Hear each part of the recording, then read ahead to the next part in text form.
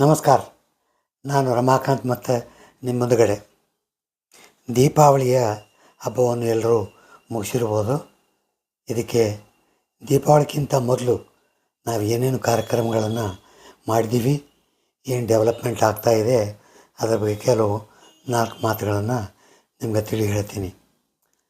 ನಮ್ಮ national education ಕಮಿಟಿಯ central team 21 ತಾರೀಕಿಂದ 28ನೇ ತಾರೀಕು ಒಂದು ವಾರ ಡೆಲ್ಲಿಯಲ್ಲೇ ಇದ್ದುಕೊಂಡು ಬೇರೆ ಬೇರೆ ಮಿನಿಸ್ಟ್ರು, ಬೇರೆ ಬೇರೆ CBT ಮೆಂಬರ್ಗಳನ್ನು ಮೀಟ್ ಮಾಡಿ ಮುಂದೆ ಬರೋ CBT ಮೀಟಿಂಗಲ್ಲಿ ಏನಾದರೂ ಒಂದು ನಿರ್ಣಯ ತೆಗೆದುಕೊಳ್ಳೋಕ್ಕೆ ಕಾರ್ಯಕ್ರಮಗಳನ್ನು ಮಾಡಿದ್ದಾರೆ.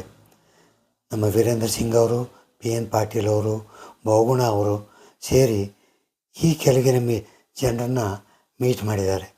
Chandramouli additional chief provident fund commissioner ಅವ್ರ ಜೊತೆಗೆ ಮೀಟ್ ಮಾಡಿ ಹೆಂಗಾದರೂ ಮಾಡಿ ಈ ಸರಿ ಈ ವಿಷಯವನ್ನು ತೆಗೆದುಕೊಂಡು ಡಿಸೈಡ್ ಮಾಡಿರಿ.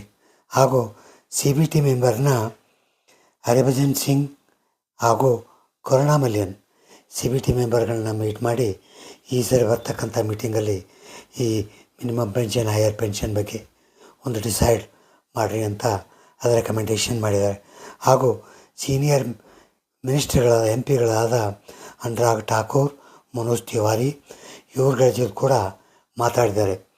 ಇದಲ್ಲದೆ ಮುಖ್ಯವಾಗಿ 28ನೇ ತಾರೀಕು ಶೋಭಾ ಕರಂದ್ಲಾಜೆ ಅವ್ರ ಜೊತೆಗೆ ಮೀಟ್ ಮಾಡಿ, ಕರಂದ್ಲಾಜೆ ಅವರೇ, ನಮ್ಮ ಪೆನ್ಷನ್ದಾರರು ಬರ್ತಾ ಸಾಯ್ತಾ ಇದ್ದಾರೆ, ದೀಪಾವಳಿ ಸೆಲೆಬ್ರೇಟ್ ಮಾಡೋಕ್ಕೂ ಅವ್ರಿಗೆ ಮನಸ್ಸಿಲ್ಲ, ಹೆಂಗಾದರೂ ಮಾಡಿ ನಮ್ಮ ಪೆನ್ಷನ್ದಾರರ ಪ್ರಾಬ್ಲಮ್ಗಳನ್ನು ಸಾಲ್ವ್ ಮಾಡಿರಿ ಅಂದಾಗ ಕರಂದ್ಲಾಜೆ ಅವರು ಏನು ಯೋಚನೆ ಮಾಡ್ತಕ್ಕಂಥಲ್ಲ, ಬೇಗನೆ ನಿಮ್ಮ ಮಿನಿಮಮ್ ಪೆನ್ಷನ್ನು, ಹೈಯರ್ ಪೆನ್ಷನ್ನು ನಾವು ಇದ್ರ ಬಗ್ಗೆ ಕೆಲಸ ಮಾಡ್ತಿದ್ದೀವಿ, ಮಾಡಿಕೊಡ್ತೀವಿ ಅಂತ ಹೇಳಿದ್ದಾರೆ.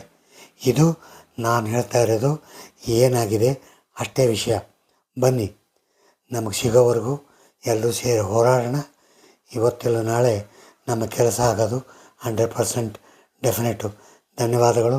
ನಮಸ್ಕಾರ.